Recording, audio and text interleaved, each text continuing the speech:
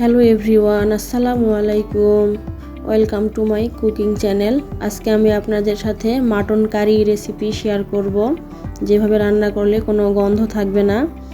কিছু টিপস দিব, ভিডিওটি শেষ পর্যন্ত দেখার অনুরোধ রইল। আমি খাসির মাংস রান্না করার জন্য এখানে 1 কেজি পরিমাণ খাসির মাংস নিয়েছি। এরপর একটা লেবু কেটে 2 টুকরা নিয়েছি, রস চিপিয়ে দিয়ে দিব। 1 টেবিল চামচ পরিমাণ রস, লেবু না থাকলে ভিনেগারও 1 চামচ পরিমাণ দিয়ে দিলেই হবে। এরপর আমি কিছু লবণ নিয়ে নিয়েছি। লবণ আর লেবুর রস দিয়ে ভালোভাবে আমি এটাকে মাখিয়ে নিব। এটা আমি 1 ঘন্টার জন্য রেস্টে রেখে দিব। তারপর আমি নর্মাল পানি দিয়ে ধুয়ে পরিষ্কার করে নিয়েছি। রান্নার জন্য চুলায় উঠিয়ে দিয়ে 1 কাপ পরিমাণ পেঁয়াজ কুচি, 4টা শুকনো মরিচ দিয়েছি, 3টে সাদা এলাচ, তেজপাতা, লং, গোলমরিচ 5 থেকে 6টা, হলুদ গুঁড়ো 1.5 চামচ পরিমাণ, গুঁড়া মরিচ 1.5 চামচ পরিমাণ, ধনিয়ার গুঁড়ো, লবণ স্বাদ মতো, 1.5 টেবিল চামচ পরিমাণ আদা বাটা, 1.5 টেবিল চামচ রসুন বাটা, 1 চামচ জিরে বাটা। আমি সরিষার তেল দিয়ে রান্না করব, এই জন্য সরিষার তেল দিয়ে দিলাম। এখন এটাকে আমি ভালোভাবে নেড়ে নেড়ে কষিয়ে নিব। তবে এটাকে আমি ঢাকনা খোলা রেখেই অনেক টাইম ধরে ভালো মতো কষিয়ে নিব।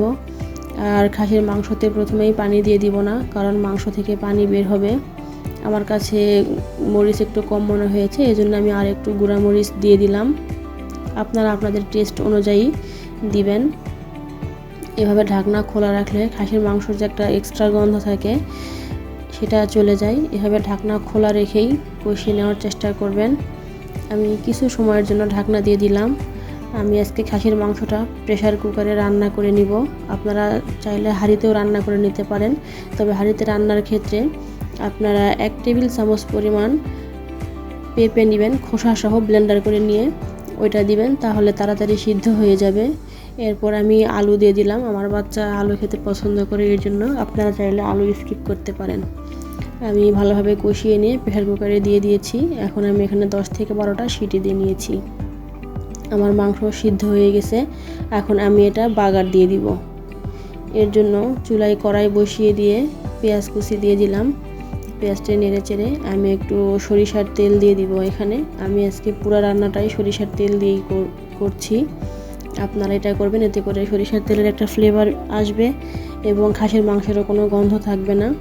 এরপর আমি প্রেসার কুকার থেকে মাংসটা ঢেলে দিয়েছি। ভালোভাবে আমি একটু নেড়ে চেড়ে নিয়ে ভাজা জিরার গুঁড়া দিব। আপনারা এটা দেওয়ার ট্রাই করবেন, এটা অবশ্যই দিবেন। খাসির মাংস, গরুর মাংস, মুরগির মাংসতে এই ভাজা জিরার গুঁড়ো দিলে একটু ভালো ফ্লেভার আসে। আমি কিছু সময়ের জন্য ঢাকনা দিয়ে দিলাম, যেন ভাজা জিরার ফ্লেভারটা মাংসতে ভালোভাবে বসে যায়। এই ঢাকনাটা খোলার পর যে একটা ফ্লেভার আসে,